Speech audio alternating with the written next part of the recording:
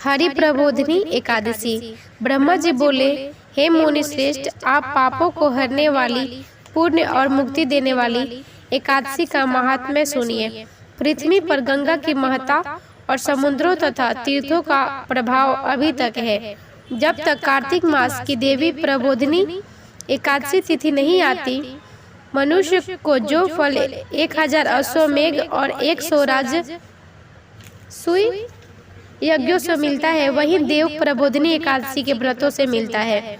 तब नारद जी ने पूछा कि हे पिता, एक समय भोजन करके रात्रि को भोजन करने तथा सारे दिन उपवास करने से क्या फल मिलता है, सो आप विस्तार पूर्वक मुझको समझाइए। ब्रह्मा जी बोले, हे पुत्र, एक बार भोजन करने से 1 जन्म और रात्रि को भोजन करने से 2 जन्मों तथा पूरा दिन उपवास करने से 7 जन्मों के पाप नष्ट होते हैं। जो वस्तु त्रिलोकी में न मिल सके और दिखाई न दे सके, वह हरि प्रबोधिनी एकादशी से प्राप्त हो सकती है।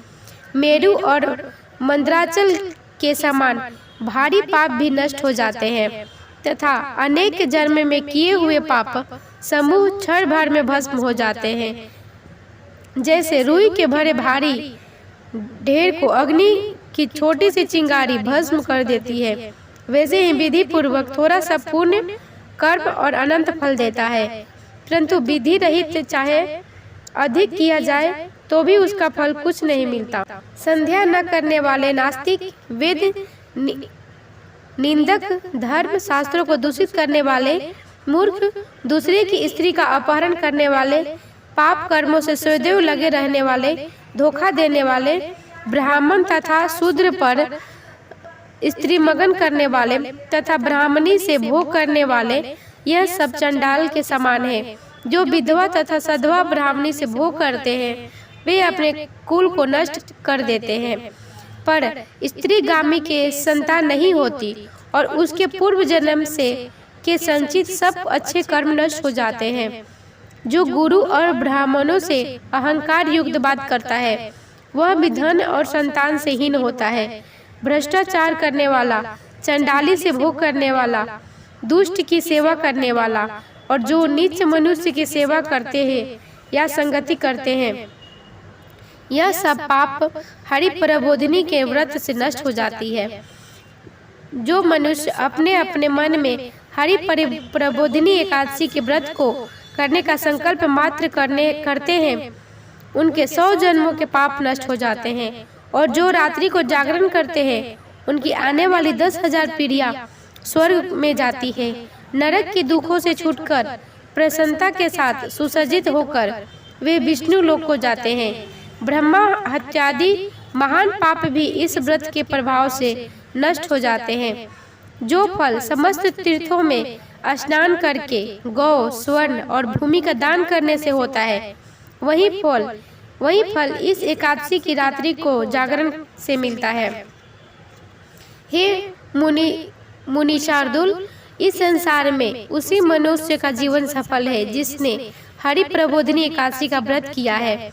इस संसार में जितने भी तीर्थ है, उन सब के स्नान अनादि का फल इस व्रत से मिलता है। अतः और सब कर्मों को त्याग कर भगवान के प्रसन्नार्थ कार्तिक शुक्ल हरि प्रबोधिनी का व्रत करना चाहिए। वही ज्ञानी, तपस्वी तथा जितेंद्रिय है और उसी को भोग तथा मोक्ष प्राप्त होता है।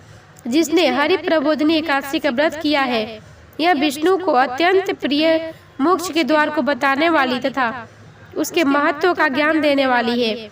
जिसने एक बार भी इसका व्रत किया, वह मोक्ष का अधिकार हो जाता है। मन, कर्म, वचन तीनों प्रकार के पाप इस रात्रि को केवल जागरण करने से नष्ट हो जाते हैं। हरि प्रबोधिनी के दिन जो मनुष्य भगवान से प्रसन्नार्थ स्नान, दान, तप व यज्ञादि करते हैं, वे अक्षय पुण्य को प्राप्त होते हैं।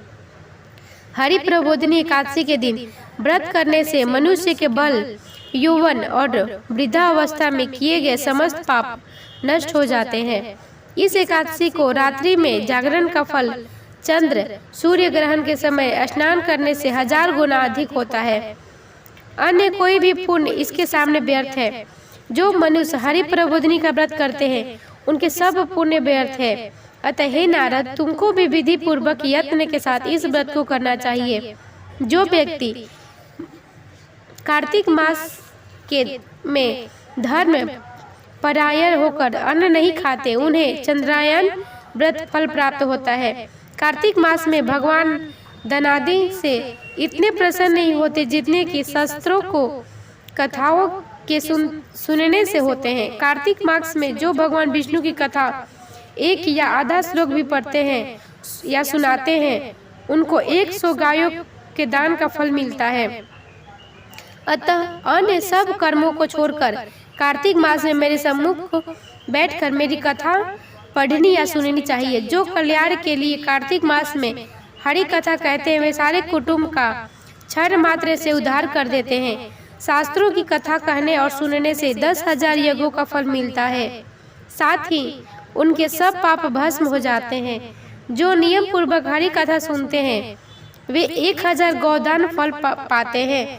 विष्णु के जागने के दिन जो भगवान की कथा सुनते हैं, वे 7 द्वीपों समेत पृथ्वी के दान करने का फल पाते हैं। जो मनुष्य भगवान की कथा को सुनकर वाचों को अपनी सामर्थ्य के अनुसार दक्षिणा देते हैं, उनको सनातन लोक मिलता है।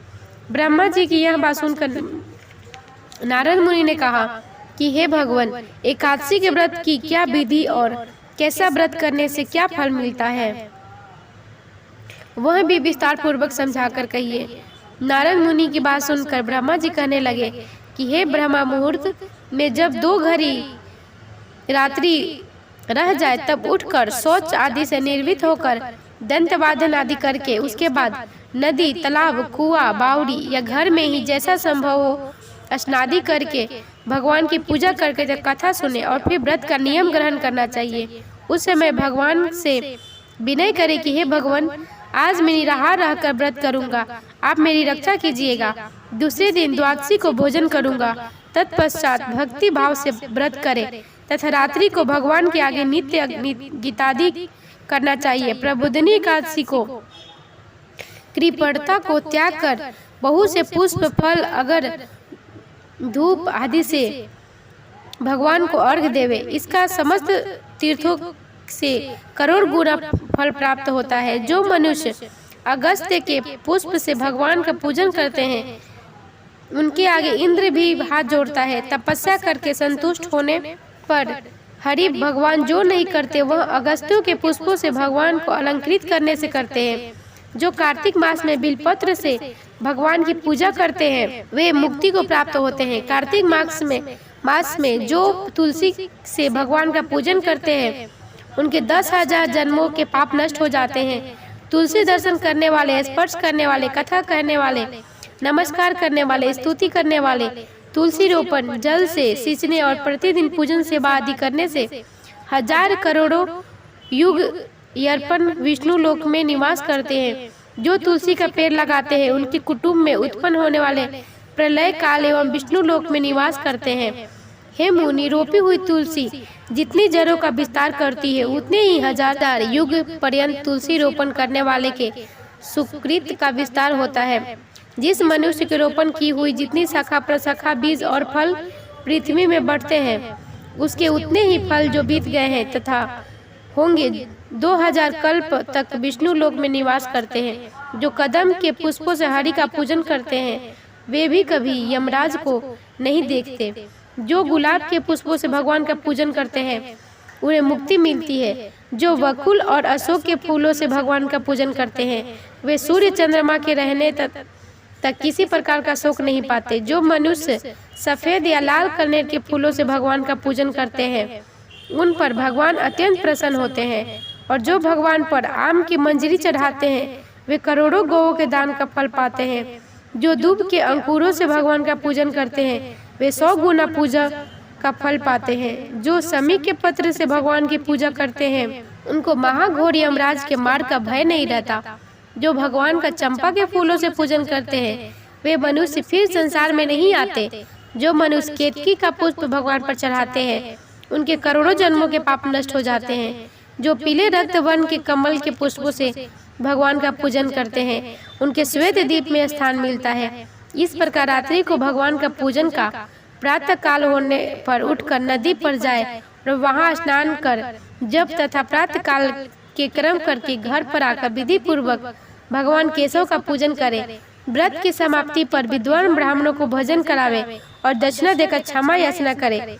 इसके पश्चात भोजन, गौ और दक्षिणा देकर गुरु का पूजन करे।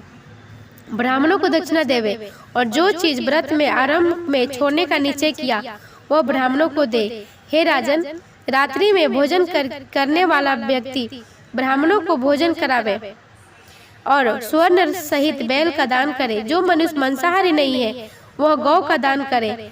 आंवले से स्नान करने वाले मनुष्य को दही और शहद का दान करना चाहिए। जो मनुष्य फलों को त्यागे वह फल दान करे। तेल छोड़ने पर घृत और घृत छोड़ने पर दूध, अन्न छोड़ने पर चावल का दान किया जाता है। जो भूमि शयन का व्रत लेते हैं उनको शयन दान तथा तुलसी सब सामग्री सही देनी चाहिए। पत्ते पर भोजन करने वाले को स्वर्ण तथा पत्ता घृत सहित देना चाहिए। मौन व्रत धारण करने वाले को ब्राह्मण और ब्राह्मणी को घृत तथा मिठाई का भोजन कराना चाहिए।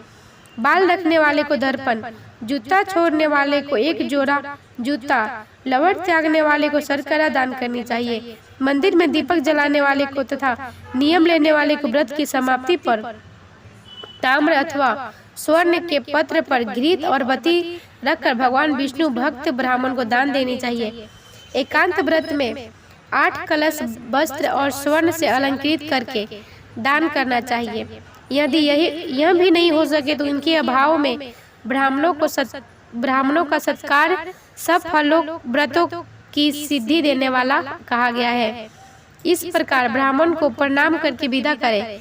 इसके पश्चात स्वयं भी भोजन करे। जिन वस्तुओं को चतुर्मास में छोड़ा हो उन वस्तुओं की समाप्ति करे अर्थात ग्रहण करने लग जाए। हे राजन, जो बुद्धिमान इस प्रकार चतुर्मास व्रत निर्विघ्न समाप्त करते हैं वे कृत हो जाते हैं और फिर उनका जन्म नहीं होता। यदि व्रत भ्रष्ट हो जाए तो व्रत करने वाला अंधा या कोढ़ी हो जाता है।